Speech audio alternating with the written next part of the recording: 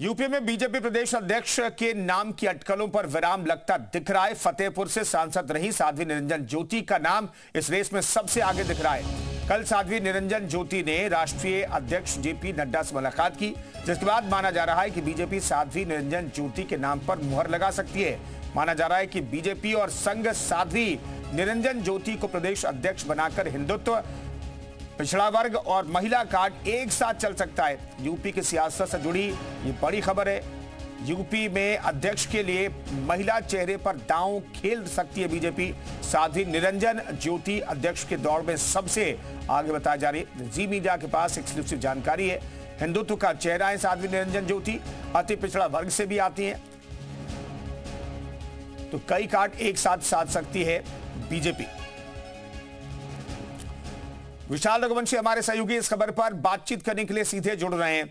विशाल, तीन जो क्राइटेरिया उस पर फिट बैठती है साध्वी निरंजन ज्योति, और क्या ये माना जाए यही वजह है कि उनके नाम की चर्चा सबसे ज्यादा हो रही है, और खासतौर पर इस तस्वीर के बाद?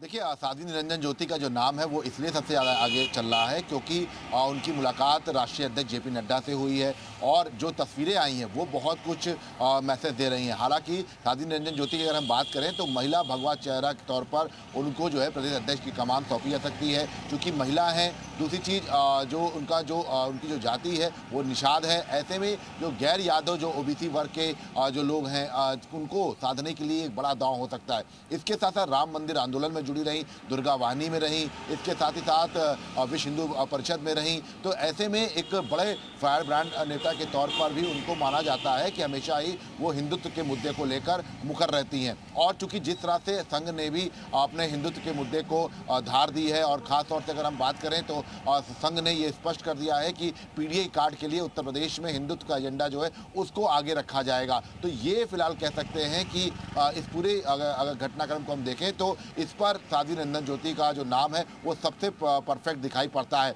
और कल जब राष्ट्रीय अध्यक्ष जेपी नड्डा से उनकी मुलाकात हो गई है तो ये भी इस बात के भी माने निकाले जा रहे हैं कि हो सकता है कि उनकी जो ज्वाइनिंग है वो प्रदेश अध्यक्ष के तौर पर करा दी जाए, क्योंकि लगातार जिस तरह से हमने देखा दिल्ली के जो चुनाव हुए उसके बाद रेखा गुप्ता को कमान दी गई, बिहार में जब चुनाव हुआ तो महिलाओं का फैक्टर बड़ा काम आया, मध्य प्रदेश में भी महिलाओं का फैक्टर काम आया था। तो ऐसे में महिला चेहरा के तौर पर आधी आबादी को सीधे तौर पर एक मैसेज देने के लिए, और जो संघ ने ये कहा है कि अलग अलग जो हिंदू जातियां हैं उनको एक साथ लाना है, इसका एक जो है इसके लिए हिंदू सम्मेलन कराना है, तो उसमें संगठन की एक बड़ी भूमिका रहती है। और इसीलिए शायद ये कहा जा सकता है कि महिला भगवा चेहरे के तौर पर, महिला भगवा ब्रिगेड के तौर पर उनको जाना जाता है। और जिस तरह से अगर आप उत्तर प्रदेश में देखेंगे तो साध्वी निरंजन ज्योति से अगर कोई बड़ा महिला चेहरा कोई अगर देखेंगे तो आप उमा भारती का देखेंगे, लेकिन उमा भारती राजनीति में सक्रिय नहीं है बहुत ज़्यादा उत्तर प्रदेश में। तो ऐसे में ये कहा जा सकता है कि साध्वी निरंजन ज्योति को मैसेज देकर एक आगे लाया जा सकता है, और 2027 को लेकर जो हिंदुत्व का कार्ड है वो खेला जा सकता है। जी